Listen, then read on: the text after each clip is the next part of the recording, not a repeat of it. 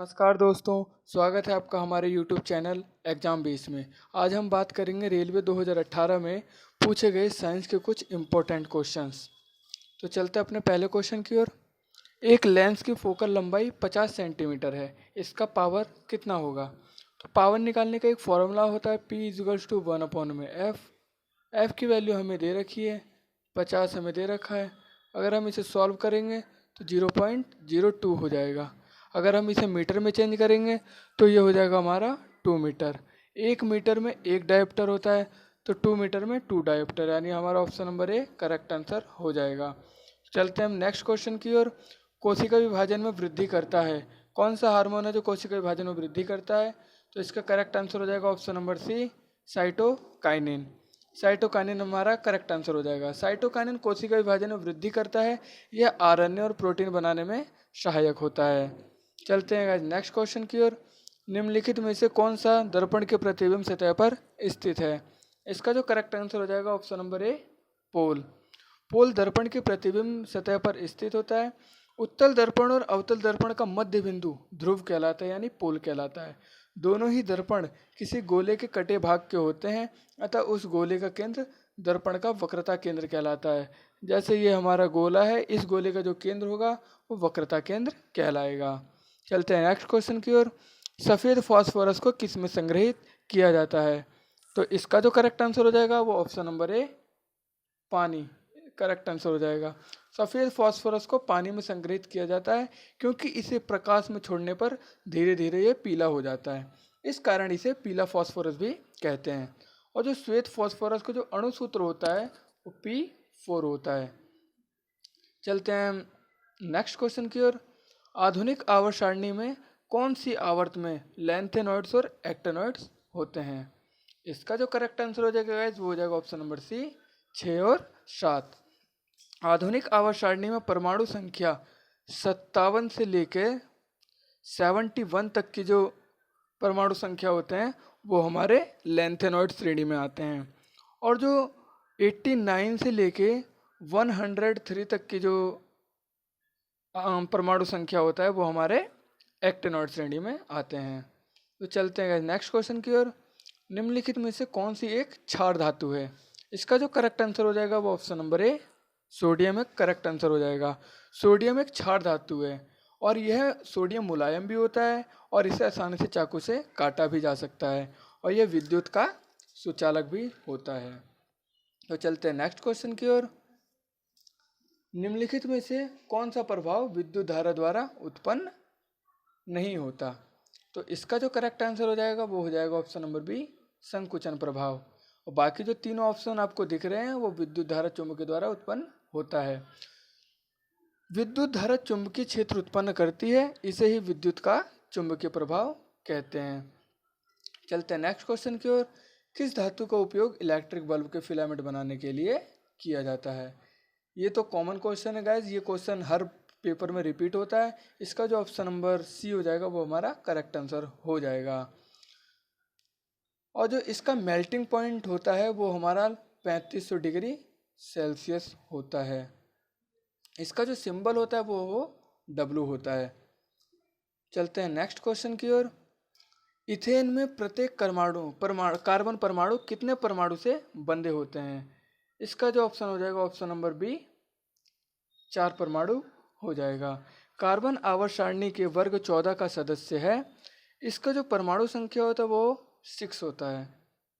चलते हैं next question की ओर। निम्न में प्रजनन के समान नहीं है, इसका जो करेक्ट आंसर हो जाएगा ऑप्शन नंबर ए, पुनर्जनन। और बाकी जो तीनों ऑप्शन है वो प्रजनन के ही प्रकार हैं। चलते हैं नेक्स्ट क्वेश्चन की ओर। पानी का क्वथनांक बिंदु कितना होता है? तो इसका जो करेक्ट आंसर हो जाएगा वो option number B, 100 degree Celsius.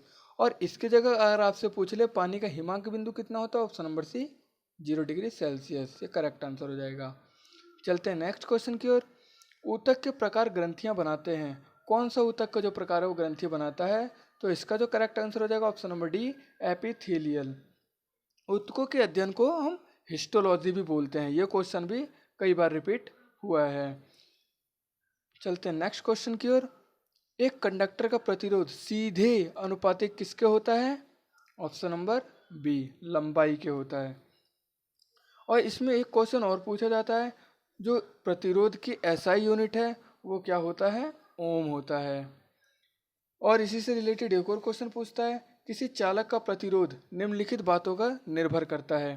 पहला जो होता है चालक पदार्थ की प्रकृति पर, दूसरा जो होता है चालक के ताप पर, तीसरा जो होता है चालक की लंबाई पर, चौथा जो होता है चालक के अनुप्रस्थ काट के क्षेत्रफल पर। तो उम्मीद है ये क्वेश्चन आपको समझ आ गया होगा।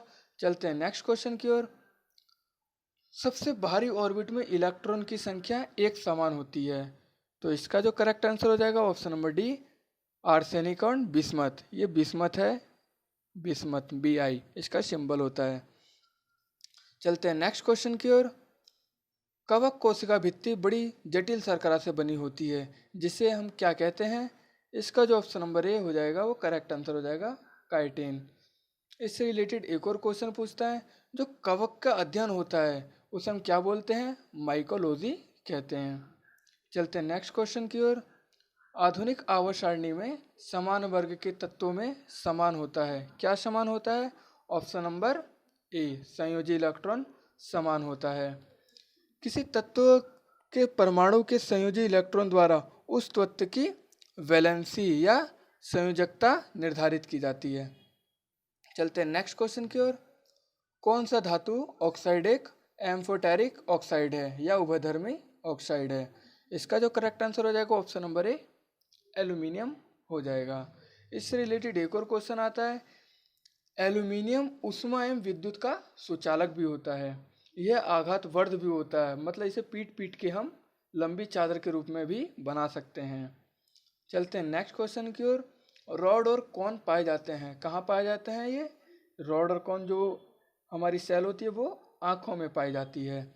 जो रॉड सेल्स होती है वो लो लाइट में काम करता है, और जो कॉन मसल्स सेल्स होती हैं वो हमारी हायर लाइट में काम करती हैं।